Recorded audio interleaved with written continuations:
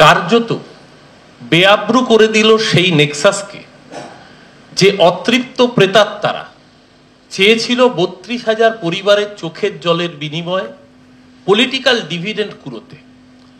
যে রাজনৈতিক কাকচিল শকুনরা এতগুলো মানুষকে কাঁদিয়ে রাজনীতির ময়দানে ফায়দা লুটতে চেয়েছিল, আমরা দেখেছিলাম যে একজন বিচারপতি তার সিঙ্গেল বেঞ্চের রায়ে যে নির্দেশ এসেছিল, সেই বিচারপতি যখন পরবর্তীকালে সাংসদ হন এবং বিভিন্ন সময় তিনি সংবাদ মাধ্যমকেই জানিয়েছিলেন যে তিনি বিচারপতি থাকাকালীন বিজেপির সাথে তিনি যোগাযোগ রেখেছেন এবং বিজেপি তার সাথে যোগাযোগ রেখেছিল।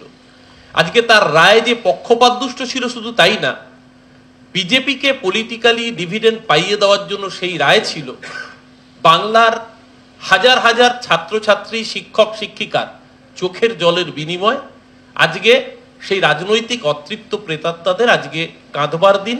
আর যে ৩২,০০০ প্রাইমারি শিক্ষক শিক্ষিকাকে চোখের জলে ফেলবার জন্য তারা পরিকল্পনা করেছিলেন, আজকে মহামান্য আদালতের রায় মাননীয় মুখ্যমন্ত্রীও বলেছেন যে আমরা আদালতের উপর ভরসা রাখি, আমরা আদালতকে সম্মান করি, বিচার ব্যবস্থাকে সম্মান করি।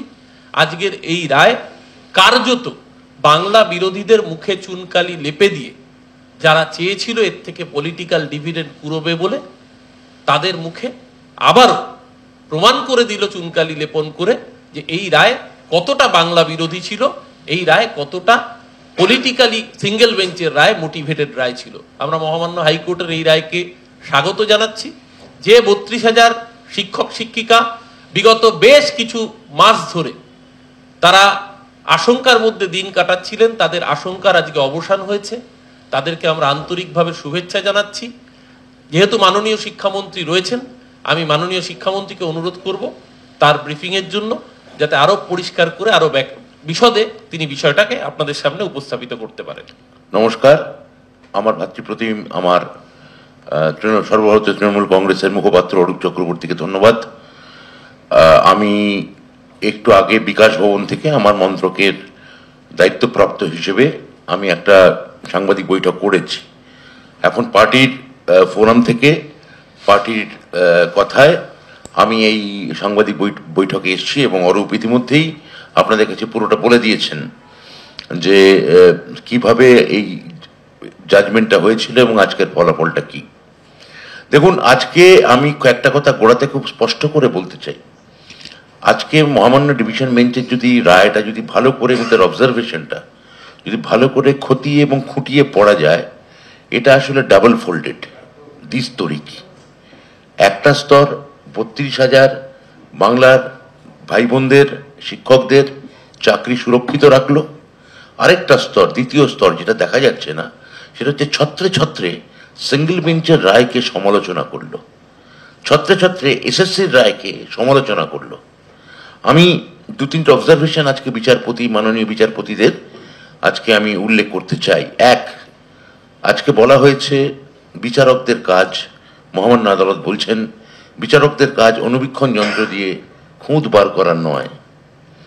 ২, আমরা বিচারকরা কেউ মধ্যযুগের নাইট নই যে ছদ্মবেশে মাথায় হেলমেট পরে রাতের অন্ধকারে সমাজের ভালো মন্দ খুঁজতে বেরোবো।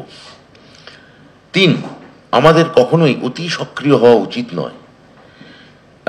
৪, এতদিন পরে তাদের উপর নতুন করে পরীক্ষা চাপানো যায় না, এতদিন পরে তাদের ওপর নতুন করে পরীক্ষা চাপানো যায় না।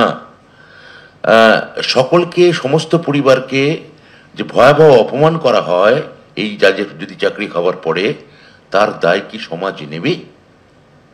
এইটা আজকে ডিভিশন বেঞ্চের মাননীয় বিচারপতিরা খুব সুন্দর করে অত্যন্ত প্রাঞ্জলভাবে বুঝিয়ে দিয়েছেন যে একদিকে তারা যেমন ৩২,০০০ চাকরি সুরক্ষিত রাখলেন, দ্বিতীয়ত বিচারপতিদের একটা অংশ কিভাবে, যেটা অরূপ বলেছে, আমি পরিষ্কারভাবে বলতে চাই, সিঙ্গেল বেঞ্চের যে জাজমেন্ট ছিল, আমি একটু আগে বিকাশ ভবনে বলেছি তার পেছনে বায়াস ছিল কিনা, রাজনৈতিক উদ্দেশ্য ছিল কিনা, রাজনৈতিক অভিসন্ধি ছিল কিনা এবং রাজনৈতিক উচ্চাকাঙ্ক্ষা ছিল কিনা।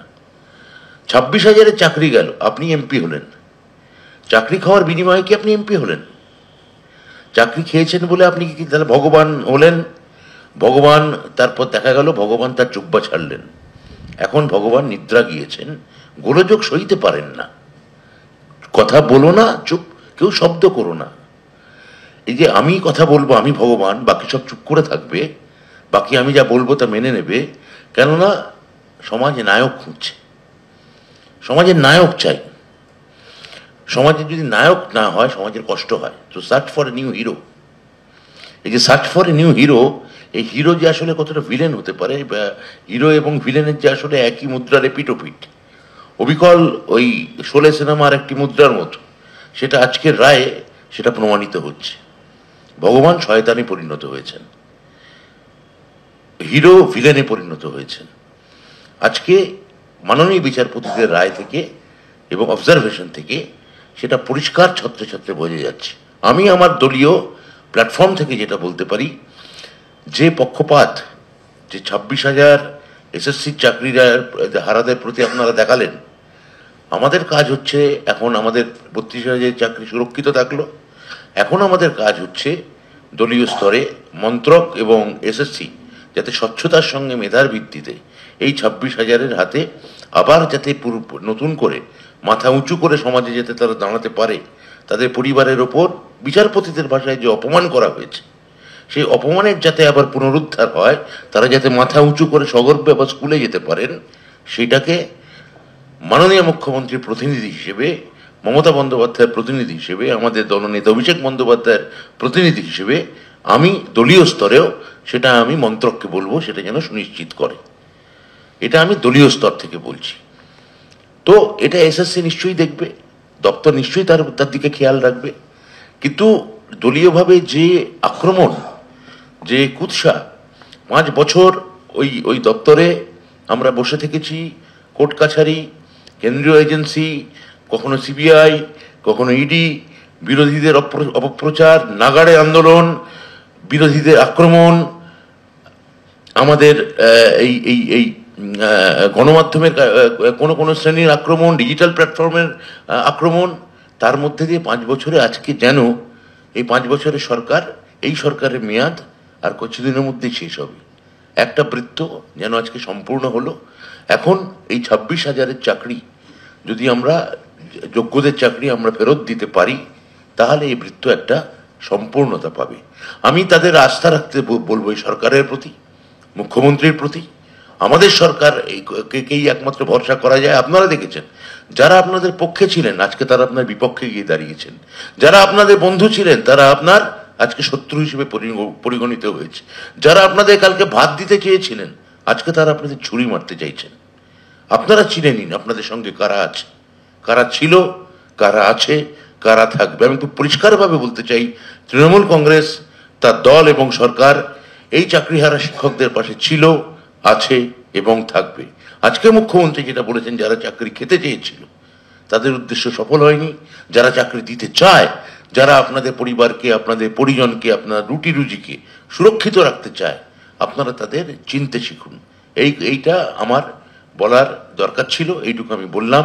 আজকে যে আমার শিক্ষক বন্ধু যে কথাটা বলে দিয়েছেন, এই একটু আগে আমরা একটি মিডিয়ার ফুটেজ থেকে আপনাদের দেখালাম, ওইটাই হচ্ছে, বায়াস থাকলে, উদ্দেশ্য থাকলে, রাজনৈতিক সেটা তার জায়গা, তার প্যাঁচ পয়জার জায়গায় অন্তত আইন হতে পারে না, কারণ আইনের দুর্গরায় মানুষ শেষ ভরসা হিসেবে যায়। সেইটা আমাদের সবসময় মাথায় রাখা উচিত।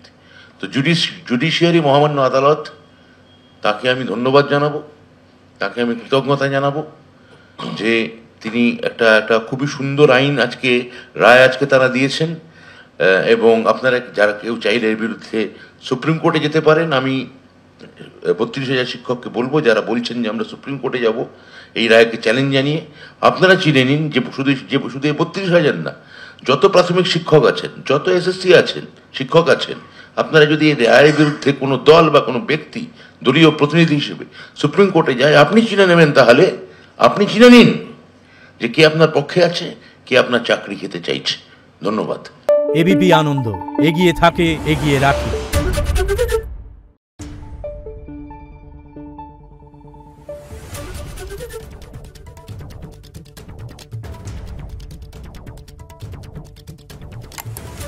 Thank you.